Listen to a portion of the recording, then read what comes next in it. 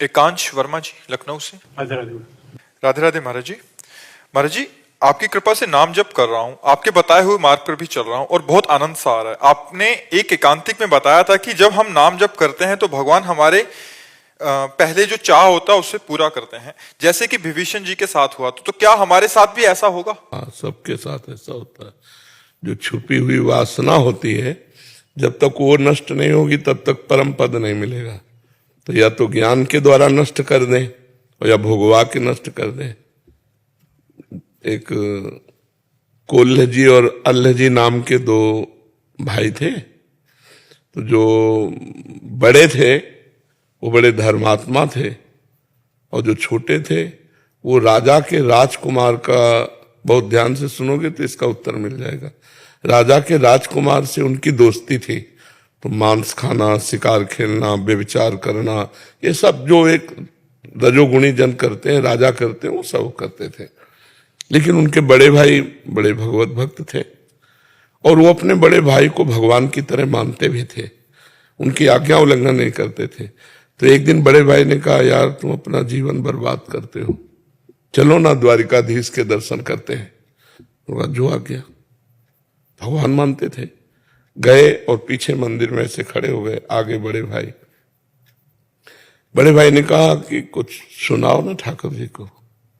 तो उनको सांसारिक गाने आते थे, तो उन्होंने एक दो छंद ठाकुर जी के आते थे, तो वो बड़े लय से भगवान की ब्रज लीला के पद गाए।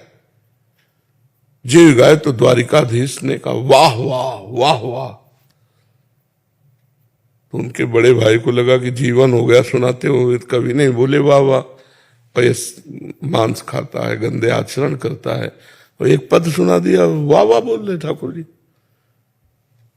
ये तो सह गए वाह वाह सुनना, उन्हीं को सुनाई दिया ठाकुर जी ने वाह वाह कहा।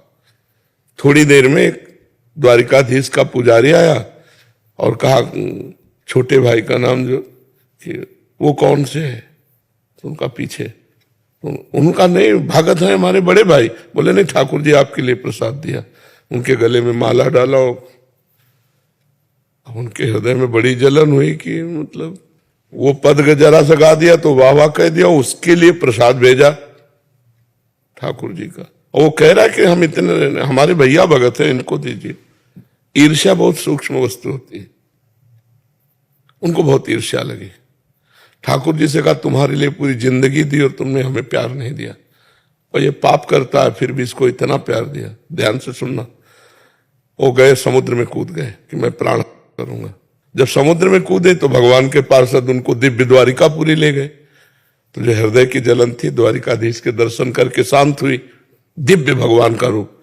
भगवान ने कहा, आओ लाओ प्रसाद लाओ। जब उनके साथ, तो उनको बड़ा सुख मिला कि वहां तो ठाकुर जी की मूर्ति से, यहां तो साक्षात भगवान दे रहे। बोले 2 पत्थर लगाओ। बोले दूसरा किसके लिए? बोले तुम्हारे भाई के लिए। फिर चल पड़ेगी, यहां भी भाई, यहां भी मतलब उसका आदर। तो उन्होंने भगवान से कहा कि यहां भी उसका इतना आदर। तो बोले तुम अभी इसी जन्म के भगत हो, वो पूर्व जन्म से, कई जन्म से भजन कर रहा है। वो महान तपस्वी और भजनानंदी विरक्त संत था। एक दिन वो एक उपवन में वाटिका में पड़ा हुआ था, तो वहां देखा है कि राजकुमार बहुत सी स्त्रियों के साथ हंसी खेल मजाक, राजा का राजकुमार। तो उसको लगा कि यार सुख तो इसी में है, ऐसा लगा।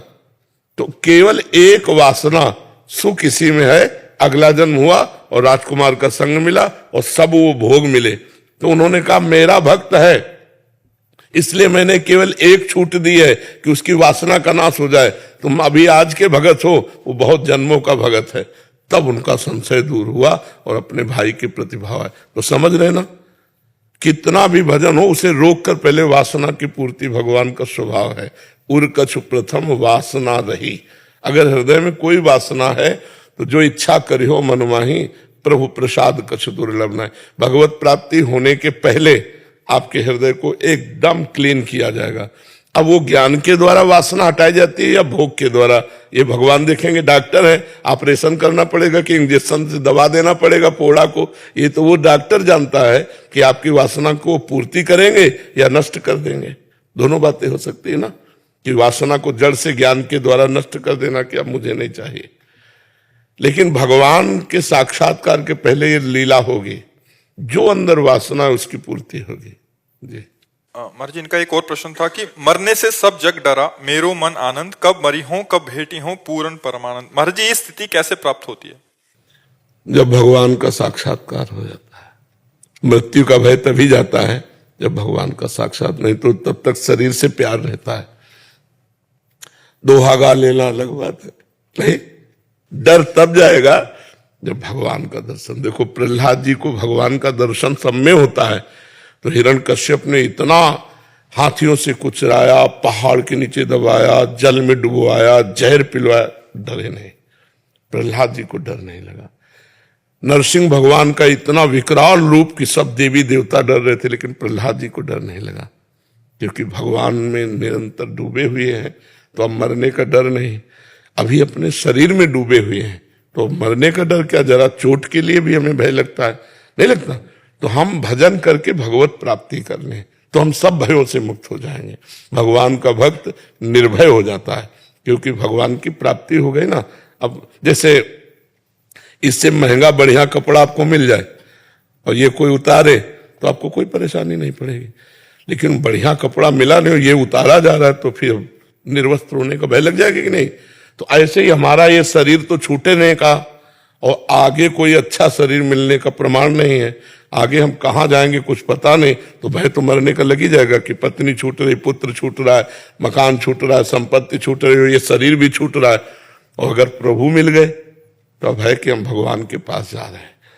मरने से सब जग डरा, मेरो मन आनंद, कब? क्योंकि कब मरी हो कब भेटी हो पूर्ण परमानंद। अपने प्रभु के पास जा रहे हैं, अपनी प्रिया जो अपने ठाकुर जी के साथ खेलेंगे, वहीं अब अनंत काल तक रहेंगे। न बुढ़ापा है, न मृत्यु है, न भय है, न शोक है, न दुख है। इसलिए तो भजन किया जाता है कि अपने प्रभु के पास चले जाएंगे। जब ये स्थिति होगी तब भय नहीं लगेगा, अभी तो भय लगेगा।